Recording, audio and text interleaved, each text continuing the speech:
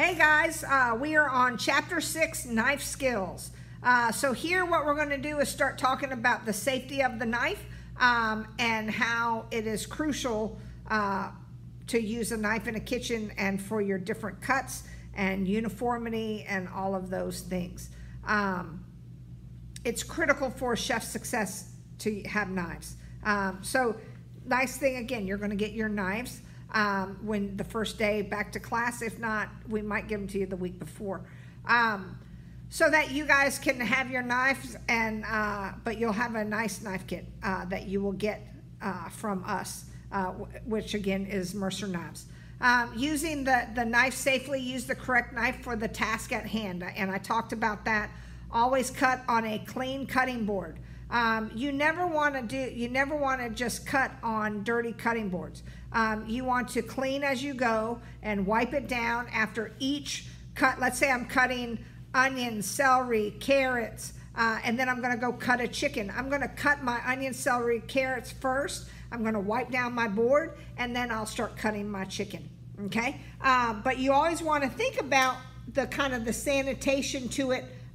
Is it you know, what's more sanitary, to cut the chicken first or to cut the vegetables first, especially if I'm going to be cooking something or not. So you're always going to put a damp towel underneath your cutting board, and I'll do a little video on how to set something up, but you always put a little damp towel. What that does is it keeps your cutting board from sliding, all right? And then you put your cutting board down. So you'll always have that. Keep your knife sharp. A dull knife is more dangerous. You will cut yourself with a dull knife. And always hold it down. So whenever I'm holding my knife, okay, I want to hold it down on my leg. All right, I'm going to hold it on my leg, because if I fall, if I have it like this on my leg and I fall, it's not going to cut anybody. It's just going to go to the ground. All right, if I'm walking around like this, red drum, I'm going to cut somebody, I'm going to hurt somebody. You can't do that. All right, never catch a falling knife. If the knife falls, let it fall. Jump, because you don't hope it goes into your toe. All right, but never catch a falling knife. Never leave a knife in a sink of water. So when we get into the kitchen and you guys are cleaning your knives and going to the sinks, guess what? You never just drop off your knife and leave it there, and it sits in the bottom. Because what's going to happen? Somebody's going to come in and they're going to put their hands to the bottom. They're going to cut their fingers. And you know what? It's always the thing that drives me nuts. It's always somebody else's laziness that somebody gets hurt. So somebody doesn't want to wash their knife. They leave it in a sink. And what happens? Somebody comes behind them and cuts their finger. So always, you never leave a knife in a sink. Okay? Caring for your knives, you wash and store them properly. Do not wash knives in a commercial dishwasher. I never put my knives in the dishwasher. I wash them by hand, okay? I always have, and you always do. You'll ruin your knives that way. Sharpening your knives, sharpening them, you can use a whetstone. Whetstones are usually stones that you can put, you'll soak them in water. Okay, and then you'll use it to sharpen. Oil stones, if you use an oil stone, that's what we have. We have tri-stones. With the oil, you do not use like olive oil or canola oil or anything like that. You use the honing oil, which is nice. You have the honing steel, and that's the last thing that I'm going to use whenever I'm sharpening my knife. When you're cutting your knife, you're going to cut it, you're going to do it on about a 20 degree. The biggest thing, everybody kind of has their angle. And as long as you keep it at your angle, you're fine. So whenever I cut, whenever I'm sharpening it, I go like this. And I keep mine at about a 15 to 20 degree angle. I think I go more towards my 20 degree. So I know some people who do it more flat, okay? So it really is just whichever angle that suits you. And as long as you're the one always sharpening your knife, it's fine. But I will tell you, you want to make sure your knife stays sharpened. That means you're sharpening it I usually sharpen my knives probably, if I'm in a kitchen every day, every 3 to 4 days, I'm sharpening. And you'll know when the edge comes off. You want to have a sharp knife. I know students, they don't sharpen their knives. They get to third quarter, that's 9 months later. I'm like, you've never sharpened your knife? Your knives are dull, you know. So whenever you're gripping your knife, so you're not going to, when you're gripping it, okay, you don't want a lot of people, this is the old, you know, at home, that's what you guys do. And you can see it goes, I'm not stable. I want to put my finger, I'm putting my thumb here, okay, and I'm holding it in between. And that's how I hold my knife, okay? You can see, that's how I hold my knife. And the nice thing is that it doesn't go anywhere, right? It's an extension of my arm. So that now I'm going to cut and I'm going to do what I need to do. And that's what I want, right? You don't put it, some people will do this. See how it's loose in my hand? But you want to hold it just like this. And now it's stable, all right? And again, it's an extension of my arm. But that's how you hold a knife. You guys need to go get a knife and start learning how to hold it. And I know some of you guys have been in kitchens, and you know what, you sit there and you do it with your finger on top. It's a horrible habit. And you know what, we'll bust you on it. Anytime I see somebody who's been in a kitchen for a while, they have their finger, I'm like, what'd you do? What, you weren't trained properly. You got to start learning. And yeah, you're going to get calluses. I got calluses on my hands from holding it that way. But I promise you, you'll get stronger and it will be fine. But holding it with your finger or your thumb, it's not good, okay? But it gives you want that control, okay? And again, you're going to hear me all the time talking about control. And as long as I stay in control, it's going to do what I want it to do. If I don't hold my knife with control, it's going to slip out of my hand, all right? And you don't want to have that. Use the correct grip for optimal control. Keep your edge sharp, and you're going to grip with your 3 fingers. And again, you know, you're seeing, you're gripping it. I have my 3 fingers right here, right? I have my thumb right there. You can see my 3 fingers, and that's how I hold it. And I hold it all the time. That's how I do it. I do it at home, okay? I do it here. That's how I hold my knife, and that's what you need to do. All right, and you guys, we'll start teaching you when you guys get here. We'll teach you how to cut. And the biggest thing is getting uniform cuts, okay? So cutting with your knife, chiffonade it's finely shredded. Usually it's going to be your shredded leaf, what you'll see. The rondelle is your rounds, so it looks like a disc. Think of a cucumber, a slice of cucumber. Diagonals, that's cutting it on a bias, okay? So it'll be more oval, okay? The oblique cut, that's your roll. It's a triangle, and it has kind of a round. So we'll show you how to do that. The lozenge, that's your diamond shape. The horizontal, if you're cutting a chicken, we'll show you how to butterfly. Chopping, you know, and here's the thing, cutting is cutting, okay? So there's two rules of thumb with this. Is, you know what, if I'm going to chop something, say I'm making a stock, and with a stock I'm going to take bones and vegetables, and I'm going to chop up my vegetables, and I'm going to, you know, they're going to be a uniform size, not a uniform shape, a uniform size. I all want them about 1 inch, right?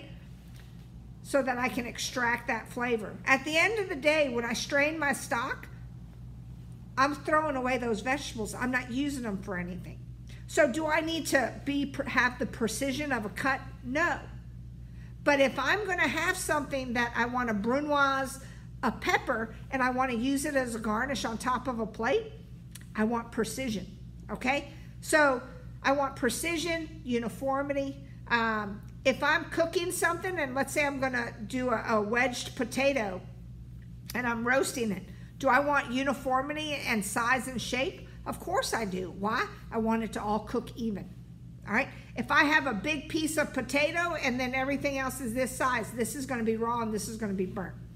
Okay? So you really want to make sure that you have that uniformity, you have that size, you have that precision. So here's your cuts. So you need to learn these. You need to learn these like the back of your hand, all right? So the bâtonnet is a 1/4 by 1/4 by 2 inches. So think of a French fry, if you will. Okay, it's a 2-inch cut and it's a 1/4 by 1/4, and it's a cube. Okay, so it's a perfect cube. You want your ends to match. They both should match. A julienne cut is a 1/8 by 1/8 by 2. Okay, and then your fine julienne is a 1/16 by 1/16 by 2 inches. So all of these, if you look at these, they all come from pretty much the bâtonnet. And you're getting the width. So we're going to show you guys when you get here how to cube off. You'll cube off your carrot or your potato, and then you'll start getting your planks, and you're getting your slices, and then you'll get your cuts from that. So it's getting the proper width and learning how to do that. Your dice cuts, you have a brunoise. So the brunoise comes from the julienne. So it's a 1/8 by 1/8 by 1/8. So it's a dice. Okay, so it's a smaller dice. Brunoise is beautiful if you want to use that for a garnish. Small dice is a 1/4 by 1/4 by 1/4, and these are all perfect cubes. Okay, medium dice is a 1/2 by 1/2 by 1/2. Large dice is a 3/4 by 3/4 by 3/4. Now, you have the paysanne and the losange, where those two are the width of a julienne. Okay, so that's the width of the 1/8, but it's a 1/2 by 1/2. Okay, so the width is a 1/8, but it's a cube, but it's a flat cube. Okay, so you'll have those. We'll show you how to make those. To mince, if you take some garlic and mince it, that's what mincing is, or mincing your herbs. Okay, and that's just kind of like a fine cut, fine chop, if you will. The hardest cut that you guys, some of you guys will have, some of you guys will do it the first day and it will be easy. Some of you guys, it will take you days and days and days for you to get it. And that is the tournée, okay? The tournée, it's a football shape. It's 2 inches and it has 7 equal sides. And they're beautiful. It's a very classical cut. And do you see it a lot in kitchens? No. But have I done it before for any special events? Yes. And they're beautiful cuts. Now, I will tell you the secret. When you cook them, you can't see your mistakes. When you look at them raw, you see the mistakes all day long, okay? But it's a beautiful, beautiful cut. The Parisian, if you have a Parisian scoop or a melon baller, if you will, if you've probably seen like fruit, in a basket or whatever, that's a melon baller or a Parisian scoop. So a spiral, so you have a spiral, it's a Japanese spiral. You can put zucchini, squash, I've done beets, carrots, potato, and it's just kind of getting a spiral cut on it, which are nice. They're nice to have. There's your mandolin, cut your finger on it. Got to be careful, got to be careful. But you can get all kinds of cuts on there. I love a mandolin. So those are your different knife skills, okay, when you're looking at this. The other one thing that I want you to look at is your, where is it? Your herb ID, okay? So the herb ID, it tells you all the different cuts. So you have, I mean, not the different cuts. It has your different herbs, basil, your opal basil, your bay leaf. So you want to start learning these, all right? Start going through it a couple times and seeing what's what so that you understand what it is. Now, I know that it's difficult for you guys to learn these things, but you need to start when you go into the grocery stores, go over to where the fruit and vegetables are. Go look at the fresh herbs. Go see what fresh thyme looks like. See what fresh rosemary looks like. Dried, great, okay, but you want to start learning your fresh herbs. What's the difference between cilantro and parsley, okay? So it's kind of learning those things. Chervil. Chervil, I always call it the baby parsley because, it's so tiny. You have chives, you have a garlic chives, you have your curry leaves, you have your dill, your edazop. I've never used it before. Edazot. I think you're going to see that in more of European cooking and I'm 90% sure Spanish. Lavender. People have cooked with lavender. Lime leaves. I love lime leaves. Lime leaves I use in Thai cooking. You have lemongrass. I love lemongrass. If you take lemongrass, and I'll take the back of my knife and I'll beat it. And you smell it, and you can smell that fresh lemon. It's a beautiful, beautiful flavor. And again, I use it in Thai cooking. You can use it with curries. Marjoram is great. You'll see that used more in your Italian cooking. Oregano, savory. I've made me a little herb garden since we've been in the COVID-19. And my herbs are just beautiful. Oh my God, they've quadrupled in size. They're gorgeous. And it's so nice to go out and pick me some, I'm gonna use some fresh basil and sage and oregano and chop it up and throw it in with the chicken. It's good. Very, very nice. Peppermint, I love peppermint. I did some peppermint and mint, and I put them in my tea. Love them. Spearmint, you got tarragon. Tarragon is kind of a licoricey flavor. Which is nice. I love it, especially if you ever make a béarnaise sauce. We're going to teach you how to make it. You'll make a homemade hollandaise and a béarnaise. Parsley, you have curly leaf parsley and flat leaf parsley. Sage, I love sage. Usually I use sage more in my winter cooking, especially during, think of dressing for Thanksgiving. There's usually sage in there. Thyme and rosemary are always your basics. And that is it. So start looking at those and start learning them. What do they look like? But when you go to the grocery store, go and start looking at them and start seeing what's what. Because the more that you can visually put your hand on it and visually see it, looking at a picture is looking at a picture. It doesn't mean nothing. Okay? You got to go see it. You got to touch it. You got to feel it. You got to smell it. Okay? It's working with your senses. Senses are everything. So think about it. We have 5 senses. We have our eyes, so I got to be able to see it. I got to be able to smell it, right? So I got my nose. Does it smell good? Does it smell burnt? What's it smell like? Taste. I got to taste things, right? And I got to touch. The other sense is here. So if I'm going to saute chicken, I heat my pan, I add my oil, and I let it get hot, right? And I add that chicken. I want to hear that sizzle, right? That's what I want to hear. So you see how you're using all your senses. So start using them. Start using them. Start thinking about what you're doing. All right? Start looking at what goes well together. Start Googling these things. You guys got your fingertips. You got phones. Google things instead of doing Facebook and all that. Start Googling. Start looking at flavor profiles. It's the only way you're going to learn is by doing. Okay? So that's your knife skills. Talk to you soon. Bye-bye.